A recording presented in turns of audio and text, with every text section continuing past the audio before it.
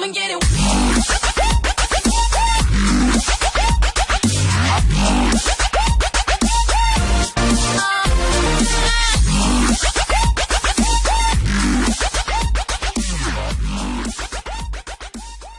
Olá, eu sou o professor Danilo e na videoaula de hoje nós vamos falar sobre a colonização da América, né? Então nós vamos dar dois enfoques. Nós vamos enfocar como que foi a colonização da Espanha e como que foi a colonização da Inglaterra aqui na América, tá? Só para lembrar, essa videoaula é uma videoaula que eu faço para os meus alunos reverem o conteúdo, né? E como sempre digo, a internet é aberta e se for útil para você, né? Então, bom proveito, espero que a aula seja de valia, ok? Essa videoaula também eu gravo em homenagem a uma colega minha, né? Uma pessoa que eu admiro muito e que ela falou assim para mim: professor, eu estava vendo a sua videoaula, só que eu não consegui ver porque eu dormi, né? Então, até brinquei com ela: nossa, mas você dormiu vendo a minha videoaula, né? Que é isso, né? É lógico que eu sei que ela estava, né? Foi uma brincadeira, ela estava altas horas da noite deitada na cama, lógico que até eu dormiria escutando uma aula de história com sono meia-noite e meia, né, 1h da manhã, né? Mas brincando, na pior das hipóteses, então eu espero que a minha videoaula sirva para você combater a sua insônia, tá? Um grande abraço para ela, ela sabe de quem eu estou falando, sabe que é dela, né? Eu entendi, eu não vou perder a brincadeira, lógico, né? Eu perco o amigo, mas não perco a piada, tá? Então, a videoaula de hoje é dedicada a você, né? E quem sabe hoje você não durma, ok? Tá? Então, um grande abraço. Vamos começar então pelo assunto, né? Comentando inicialmente, né? Sobre o contato entre o europeu e o pessoal que vivia aqui na América. Okay? Então, esse contato entre europeu, o branco e o índio, ele é marcado, né, por uma visão eurocêntrica. Ao longo do tempo, sempre predominou, né, o olhar do europeu com relação ao olhar do indígena. Então, sempre foi destacada na história a questão de que o índio seria inferior, né, que os europeus teriam, né, a missão de civilizar os índios, que eles vieram para as Américas para modernizar a América, que era atrasada. Então, essa é uma visão, né, que nós não devemos aceitar, mas é uma visão que existia e ainda até hoje existe, uma visão chamada eurocêntrica sobre, né, o contato cultural entre o branco e o índio, ok? Outra coisa que eu não posso deixar de destacar é o que? Esse contato cultural entre europeus e índios, independente da visão que eu vou ter, se vai ser uma visão eurocêntrica ou uma visão que parte do olhar do indígena, esse encontro, esse choque de culturas, né, foi um choque de cultura extremamente violento. Então os europeus chegam na América no século XVI, né, inicialmente a Espanha, depois os outros países, e o contato, né, dos índios com os europeus vai ser marcado por violência, vai ser marcado por mortes, vai ser marcado por pestes, né? Então nós vamos ter o que? Um grande massacre indígena em relação ao povo europeu que entra na América em busca de produtos valiosos, em busca, né, do enriquecimento. Só para lembrar, o contexto em que chegam os europeus aqui na América é o contexto das grandes navegações. Então século XV, XVI, então os grandes países europeus buscavam aumentar sua riqueza e se tornar uma potência através do comércio marítimo, né? Eram os princípios do chamado mercantilismo. E dentro do mercantilismo, ter colônias além da Europa era uma forma do país se enriquecer, ok? Então, Espanha, né, Portugal, Inglaterra e outros países nessa época, né, buscavam colônias aqui no território da América, ok?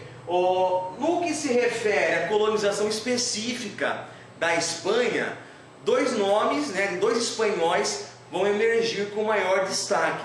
Eu vou ter de um lado, né, o Hernán Cortés, na América Central, que vai ser o responsável, né, em colonizar aquela região da América Central e controlar e dizimar os índios, né, na região da América Central, onde é o México, ou mais ou menos naquela área ali, ok? Na parte insular das ilhas também. E mais ao sul eu vou ter o Francisco Pizarro, que vai ser o grande responsável, né, em dominar os índios e ajudar na colonização espanhola, mas no território da América do Sul. Então eu tenho Fernão Cortés, né, ou Hernán Cortés, e Francisco Pizarro, que são os dois nomes que se destacam nessa conquista indígena, ok? Só para ilustrar, né? Quando eu estudo a questão da colonização espanhola e do massacre que eles fizeram aos índios, um nome que emerge como grande fonte de informação sobre as barbaridades que os europeus praticavam contra os índios é, né, o Frei Bartolomeu de Las Casas. Las Casas, ele escreve vários relatos que mostram a crueldade com a qual os europeus eles dominavam e matavam e massacravam os indígenas, né? Tem relatos do Bartolomeu de Las Casas que mostra que os europeus chegavam nas aldeias, né, competindo para ver quem que conseguiria, por exemplo, cortar a cabeça de um índio com um só golpe de espada, ou então quem matava mais índios em menos tempo. Ou muitas vezes eles não poupavam nem as mulheres grávidas, né? Passavam de cavalo e abriam o ventre da mulher grávida, então não tendo qualquer tipo de respeito, qualquer princípio ético em relação ao indígena que aqui morava no continente americano. Então o Frei Bartolomeu de Las Casas é uma grande fonte, é um grande nome que mostra a questão, né, do índio sendo massacrado. A população indígena, em pouco tempo, em poucas décadas, tá, ela caiu drasticamente, ela caiu mais de 50% em relação, né, ao número de habitantes indígenas que existia na América quando os europeus chegaram aqui. Tudo bem? Só que então, porém, uma coisa que eu não posso esquecer, tá? Muitas vezes, nos livros didáticos, e os professores, eles transmitem uma visão de que o índio era um coitadinho, né? E não fazia nada para reagir em relação ao branco, que era superior, tinha armas melhores e assim por diante, tá? O índio, lógico, ele sofreu, mas ele não sofreu quieto, tá? Ele resistiu. Isso é importante que eu tenha claro na minha mente, tá? O índio, ele teve várias formas de resistência em relação a essa opressão, em relação à invasão do europeu que estava chegando aqui no continente americano, tá? Então, como formas de resistência, né, eu posso fazer uma analogia com os escravos negros no Brasil, que também resistiam contra a escravidão. Os índios na América Espanhola também faziam isso. Como professor? Negando, né, a obedecer o que o branco dava ordem, sendo lento para trabalhar de propósito, né? E muitas vezes por causa disso o índio acabou sendo rotulado como preguiçoso, mas não é que era preguiçoso, né? Era uma resistência que ele tinha. Ou até mesmo a questão, por exemplo, de suicídio, né, que muitos índios praticavam, são consideradas formas de resistência.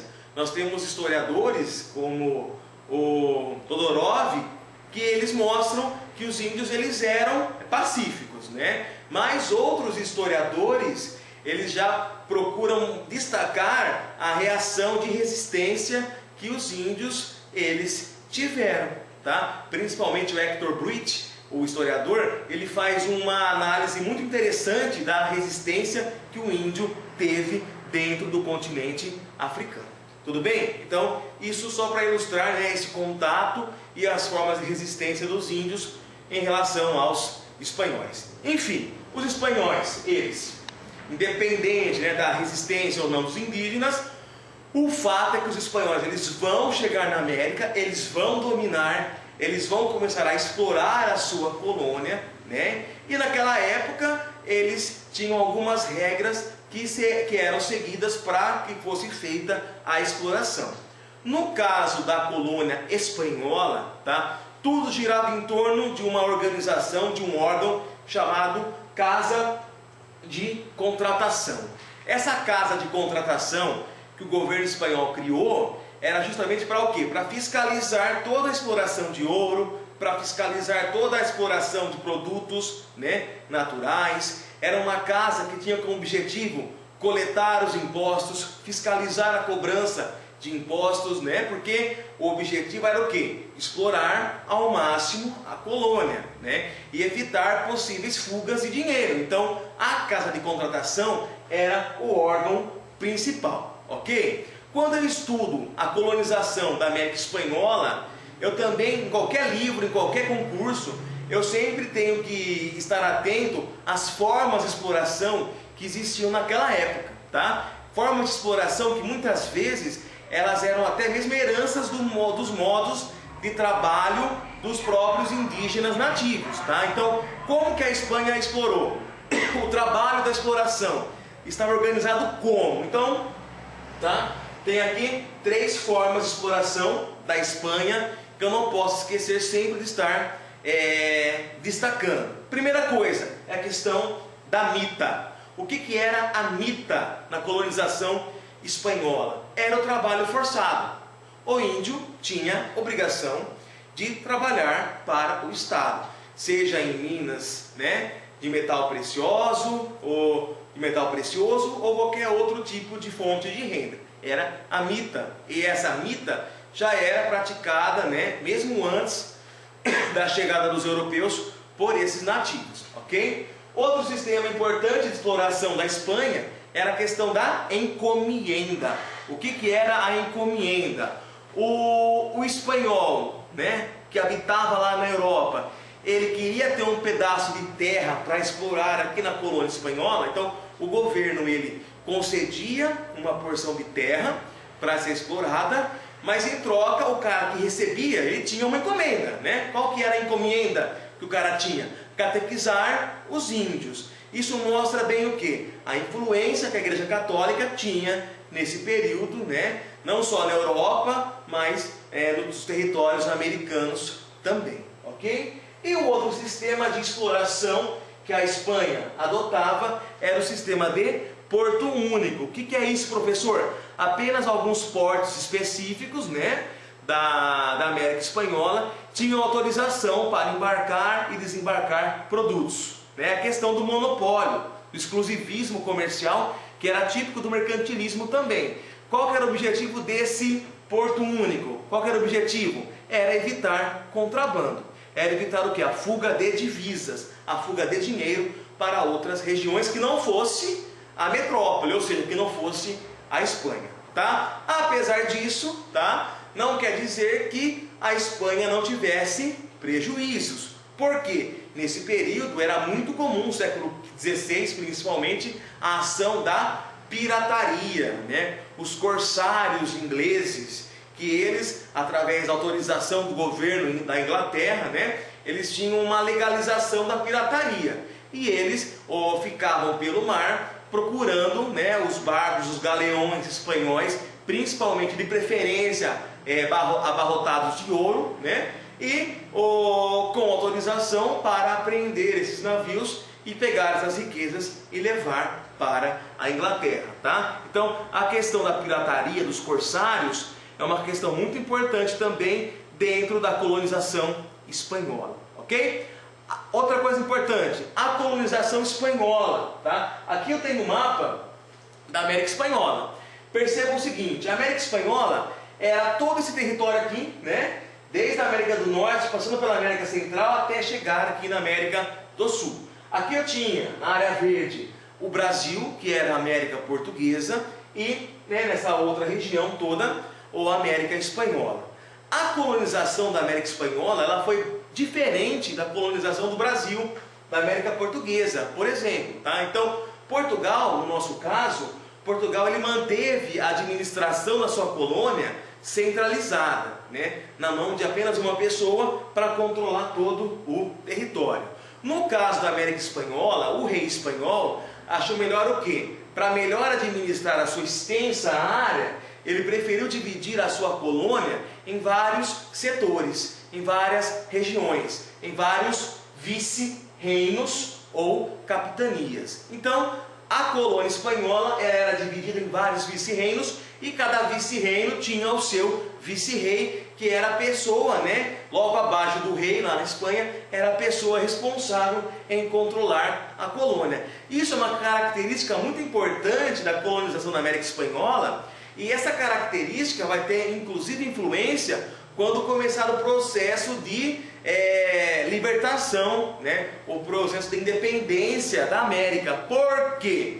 A tendência da América Espanhola vai ser o quê?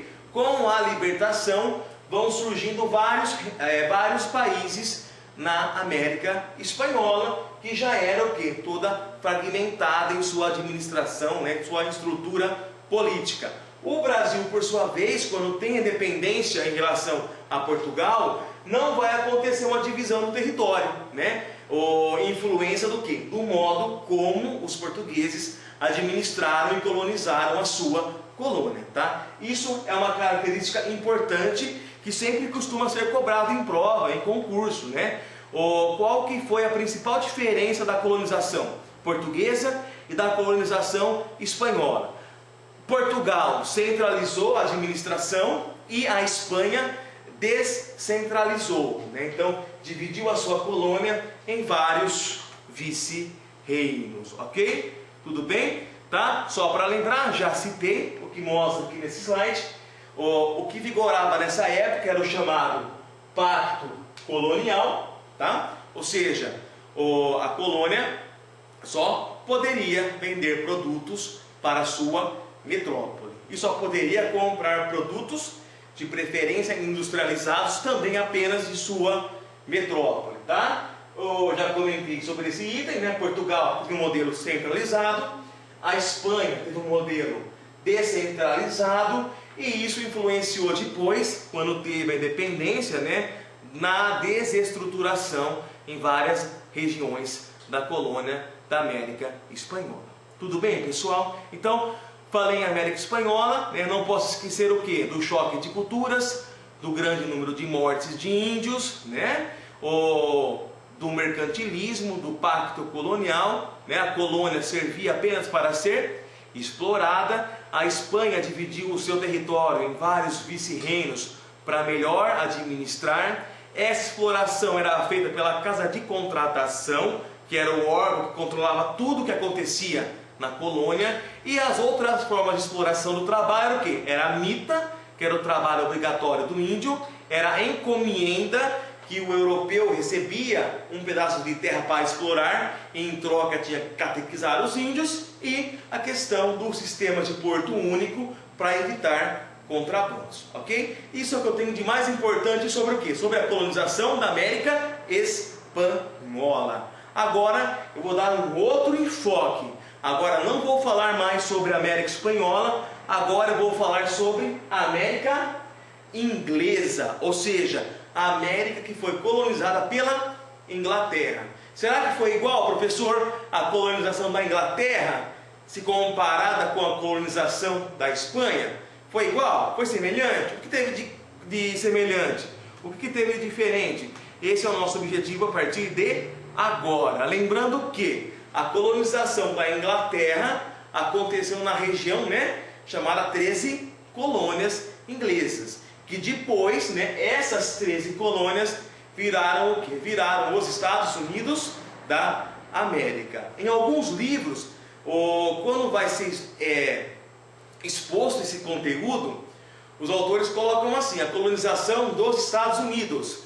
Teoricamente não é certo, porque ainda não existia os Estados Unidos, tá? Existiam que as 13 colônias inglesas. Estados Unidos vai surgir somente após a independência das colônias em relação aos ingleses, ok? Isso é importante pontuar, porque se eu chamo, né, as 13 colônias de Estados Unidos, é aquilo que na história nós falamos de anacronismo, ou seja, não existia nessa época, então não é correto chamar. O início da colonização das 13 colônias, né, vai ter a sua introdução, o seu início no século XVII, né, quando em 1607 vai ser fundada a cidade de Jamestown, em homenagem ao rei James, né, Jamestown, cidade de James, né, em homenagem ao rei. Em 1620, século XVII ainda, vai ser quando chega o famoso navio Mayflower, né, que vai trazer para a América, lá na América do Norte, né, onde viria a ser depois os Estados Unidos, vai trazer os primeiros puritanos, né, na região onde hoje é Massachusetts. né? Então, os primeiros puritanos, que foram os grandes responsáveis, né, pela colonização inicial das 13 colônias, chegaram, né, em 1620 a bordo do navio Mayflower, tá bom?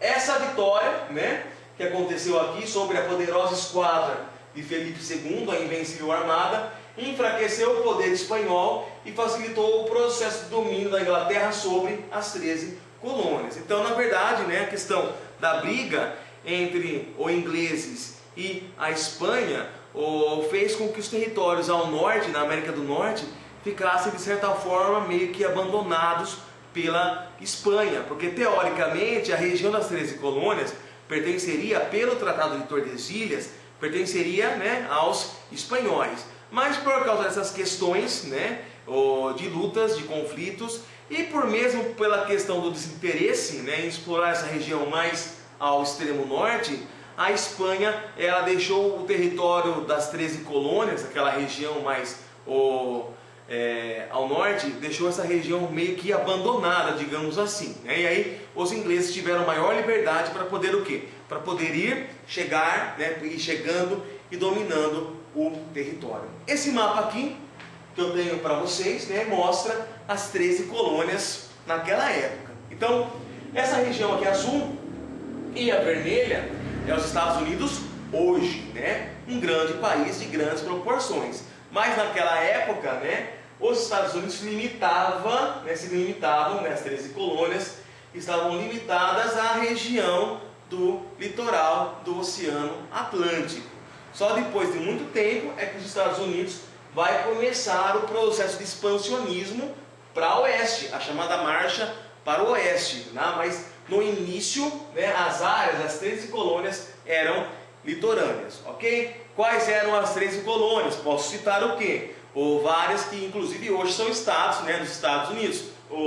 A Geórgia, Carolina do Sul, Carolina do Norte, Virgínia, Maryland, Pensilvânia, Nova York, né, Massachusetts e assim por diante. Essas eram as 13 colônias inglesas aqui na América, tá bom? Conforme eu disse, né, os puritanos foram os grandes responsáveis pela colonização.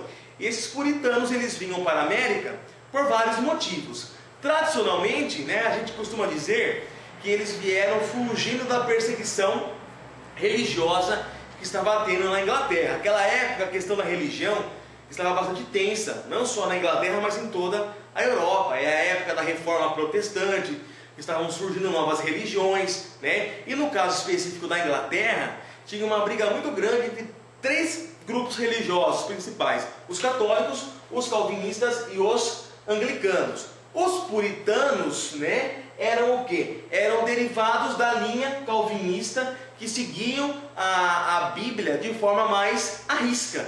Por isso que tem esse nome de puritano. Então, foram os puritanos responsáveis pela colonização. Só que não foi apenas por motivos religiosos, né, que eles vieram. Lógico, muitos vinham também em busca de uma vida melhor, né? Vinham por causa de uma crise econômica que estava assolando a Inglaterra. Então, são vários fatores, né, não apenas o religioso, que fizeram com que os puritanos viessem aqui para a América, fazer a América, povoar a América e construir aquilo que depois se tornaria os Estados Unidos da América. Ok, pessoal? Tudo bem? Se for aparecendo dúvidas, né, ao longo dessa videoaula, você pode depois enviar um e-mail para mim. No final da videoaula eu vou passar meu e-mail. Você envia a sua pergunta, envia a sua crítica, envia a sua sugestão, né? Eu respondo com o maior prazer para vocês. Ok? Falei sobre colonização das 13 colônias. Outra coisa clássica que eu não posso esquecer, né, que muitas vezes é criticado por historiadores, mas essa distinção eu tenho que ter claro em minha mente, tá?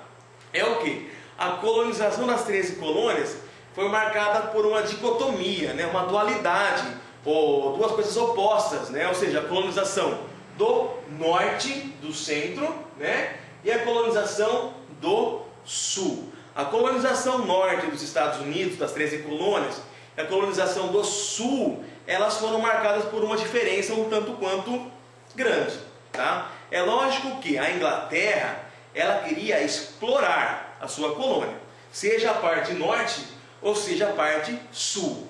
Mas é uma exploração maior, mais acentuada, né? E muito parecida com a exploração que aconteceu no Brasil, ocorreu na região sul dos Estados Unidos, tá? E para muitos historiadores, que por outros também são criticados, o que influenciou nesse aspecto de diferença entre o norte e o sul é a questão do clima, né? Por quê, professor? O clima, segundo alguns historiadores, né? O clima do norte seria mais frio, então os produtos que ali eram possíveis de serem produzidos não interessavam tanto aos ingleses, tá? E no sul, como o clima era mais quente, os produtos que poderiam ser plantados, como a cana-de-açúcar, por exemplo, eram o quê? Eram elementos que atraíam o desejo, né, comercial da Inglaterra naquele período. Então, o que aconteceu? No sul, acabou predominando, né, o trabalho escravo, assim como no Brasil. No sul acabou predominando, né, mais quente, plantações, né, de um produto apenas, chamada monocultura de exportação, a plantation, tá? E a vida no sul estava mais ligada com uma vida rural. No norte, por sua vez, segundo algumas correntes historiográficas, tá? O que aconteceu? Com o clima mais frio, né, foram criadas menos possibilidades, né, de haver uma exploração tão acentuada quanto no sul. E aí, o que foi acontecendo, né? No norte, acabou ocorrendo uma colonização mais voltada para a pequena produção, para pequenas manufaturas, para o trabalho livre e para uma vida mais ligada à vida urbana. Então, tradicionalmente nós falamos que as colônias do norte foram de povoamento e as colônias do sul foram de exploração por causa da influência climática, tá? Lógico que, né, existem várias críticas a essa análise, mas essa diferença, esse modelo, ele ainda é cobrado nos vestibulares dessa forma. Então, eu tenho que ter claro na minha mente essa diferença entre a colonização do norte, das 13 colônias, e a colonização do sul. Sul, trabalho escravo, plantation, né, grande propriedade rural. Norte, manufaturas, trabalho livre, tá? Vida mais ligada ao modelo urbano. Tudo bem, pessoal? Tá? Foi uma videoaula um pouco rápida, muito conteúdo, muita informação. Então, só para relembrar o que nós fizemos hoje. Nós vimos como que foi colonizada a América Espanhola, de que forma os espanhóis colonizaram a América que lhes pertencia, e depois nós vimos o quê? Como que a Inglaterra colonizou, né, a sua parte na colônia, as chamadas 13 colônias, né? Com destaque para a diferenciação entre a forma de explorar o sul das 13 colônias e o norte das 13 colônias. É lógico que esse assunto, essa videoaula, ele poderia ser estendido para 2, 3, 4 horas, né? Citei apenas aqueles elementos que são mais importantes e que sempre são cobrados nas provas, nos concursos, nos vestibulares. Tudo bem? Se alguém tiver alguma dúvida, né, basta mandar um e-mail prof.danilodeoliveira@gmail.com. Eu vou responder com o maior prazer. Essa videoaula, né, uma videoaula é um assunto do 7º ano do ensino fundamental, tá? Espero que tenha sido útil para você. Espero que a minha amiga, né, professora, educadora, esteja ainda assistindo, já não esteja dormindo, né? Tô brincando, né? Espero que vocês tenham gostado e até uma próxima videoaula, se Deus quiser. Um grande abraço para vocês. Até mais.